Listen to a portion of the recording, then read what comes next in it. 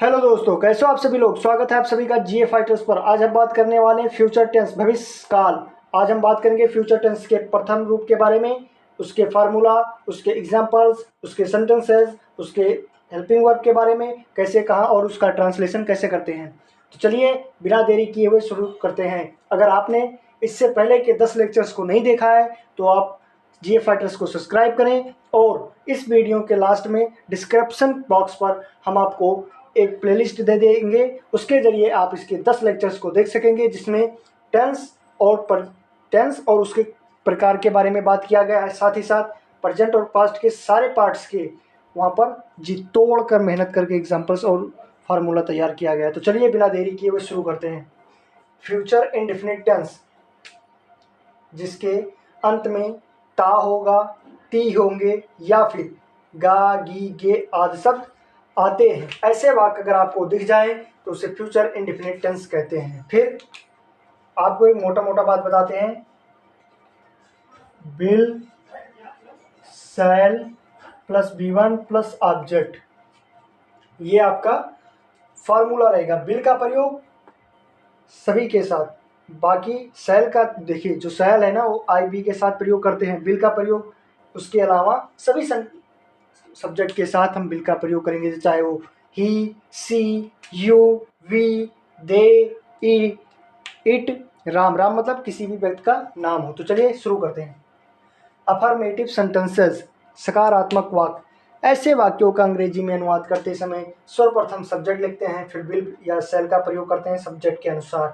ठीक, फिर V1 first plus object. जैसे हम सिनेमा जाएंगे, हम सिनेमा जाएंगे, तो जाएंगे गा आ गया, तो गे अगर आ गया तो क्या हो जाएगा, फ्यूचर इंडेफिनिट टेंस। ठीक, जैसे हम की अंग्रेजी बी, बी क्या है, सब्जेक्ट, सब्जेक्ट क्या है हम, फिर बी या सेल किसके अनुसार, सब्जेक्ट के अनुसार। तो बी, बी के लिए क्या लगेगा, cell, B cell, B1 first जाएंगे, गो टू कहाँ, सिनेमा, ऑब्जेक्ट क्या है cinema, we shall go to cinema, हम सिनेमा जाएंगे। वह तुम्हारी सहायता नहीं करेगी, वह तुम्हारी सहायता नहीं करेगी। अब देखिए वह की अंग्रेजी सी, सी क्या है, सब्जेक्ट, सब्जेक्ट के अनुसार क्या बिल या सेल का प्रयोग, सी।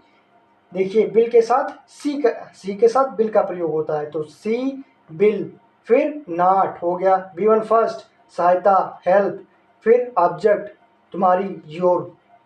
सी विल नॉट हेल्प यू, वह तुम्हारी सहायता नहीं करेगी।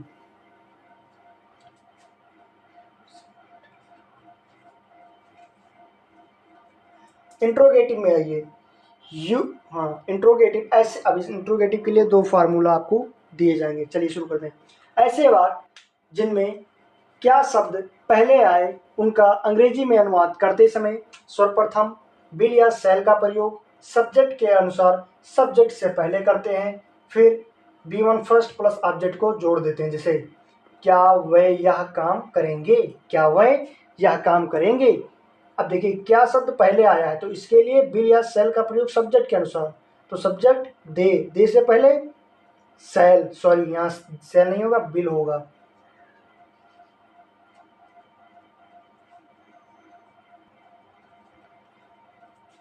वैसे पहले बिल, अब दे के अनुसार बिल हो गया।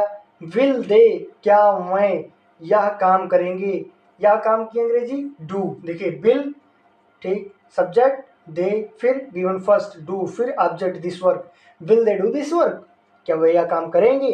वह कहाँ जाएगा।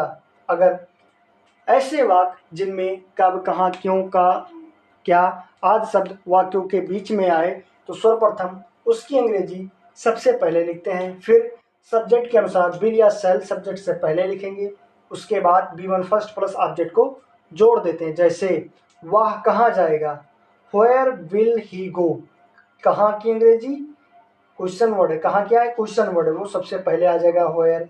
ठीक, फिर ही है। अब देखिए ही से पहले हेल्पिंग वर्ब ही के अकॉर्डिंग विल हो जाएगा, वेयर विल ही। अब फिर जाना गो, वेयर विल ही गो, वह कहाँ जाएगा। अब interrogative negative question word will shall plus subject plus not plus B1 plus object, तुम अपनी पेंसिल क्यों नहीं दोगे, तुम अपनी पेंसिल क्यों नहीं दोगे। अब क्यों की अंग्रेजी पहले व्हाई, फिर तुम के अनुसार यू के अनुसार बी, व्हाई विल यू, फिर नहीं नॉट, देना गिव अपनी pencil your pencil. Why will you not give your pencil, तुम अपनी पेंसिल क्यों नहीं दोगे।